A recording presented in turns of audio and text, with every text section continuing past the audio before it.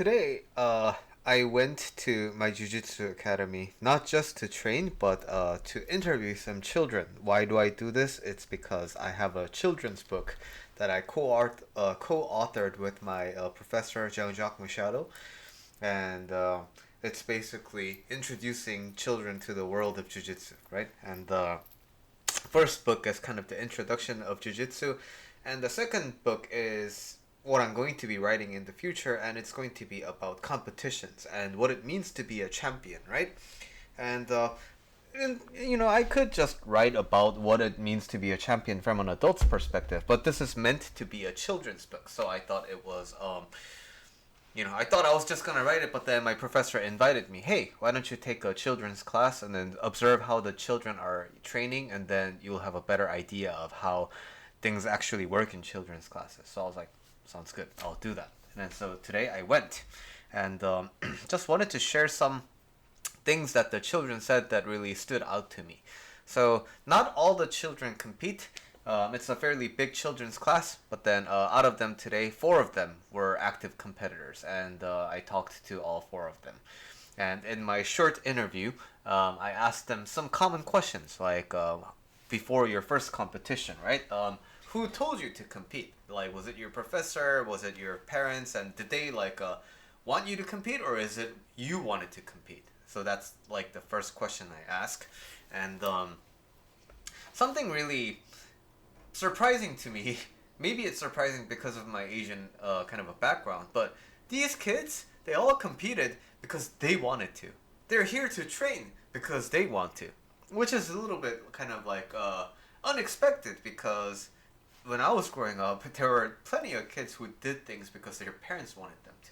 And to see these children who were so like determined already about how they want to be spending their time, it was kind of inspiring to see. But anyway, all four of them wanted to train. All four of them wanted to compete, and one of them told me that when the idea was originally offered to them, they were like, I don't know if I'm ready to compete."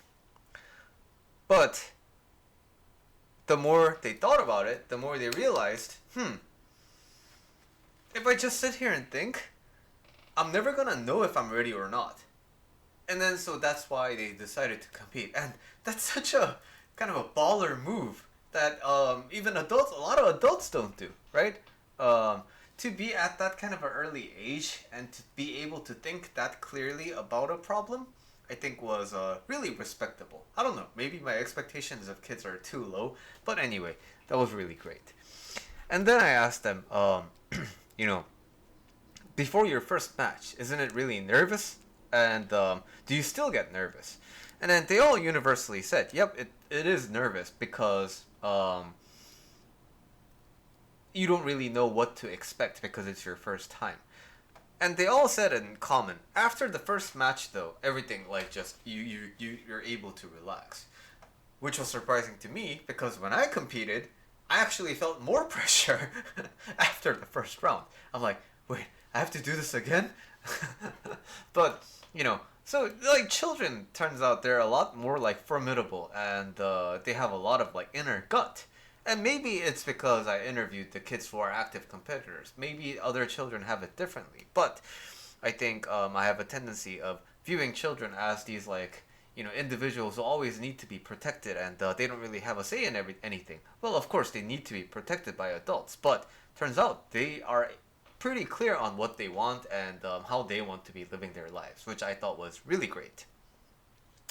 And the after you compete, there's always a win or a loss, right? And I asked the children, how do you cope with the losses, and what did it feel like to win? And one kid was he said he gets really angry at himself because like he lost, but after that anger, he realizes like what his shortcoming was, and that's kind of a respectable again, right? Because it's so easy to just go into a fit of rage and then just be like, oh, it's like unfair, it's like blah blah blah, all of these conditions. That kid was a lot bigger, but after that initial wave of anger, to be able to come to yourself and be like, yep, I didn't train that hard for that kind of a scenario. So that was really respectable. And in terms of winning, something I found interesting was this global kind of a body language of raising up. So one kid said, "It feels so amazing," and then you look at the coaches and your family, and then the referee holds up your hand, and then it feels like this is the phrase that they use. Like it's like I feel butterflies in my stomach, which was so cool because butterflies in the stomach are usually associated with nerves, right? But to be able to be so happy that you get butterflies at that age, I think it's a wonderful feeling to experience. And then that's the kind of thing that keeps you going in your life, right? No matter, even if you're a kid or not. But I think when you're children, you just experience those things a lot purer and a lot kind of unfiltered, I guess. And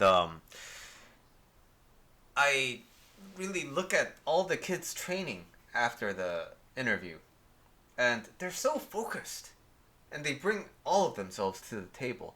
And then after they're done, they just slap and bump, and then they go out and have a great time.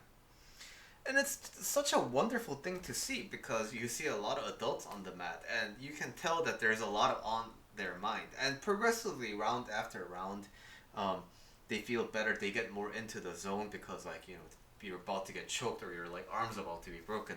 So you tend to focus as time goes on. But to see the kids just bring themselves to the table and just like work on whatever they're doing, it was such a great thing to witness. And it just tells you that it's really in all of us to access that kind of a clean will and clean desire. It's just that I think, in as I observe the children and the adults today, both, and me being an adult training with adults, it was really a lot clearer to see that being an adult is just like being a kid, but with just a lot of layers on top. And if we can use these kinds of coaching things and Buddhist methodologies to just remove these layers, we can go back to the times when life was so simple, and we can enjoy our life to the fullest degree, and just have a simple good time. And that's what I learned from kids today.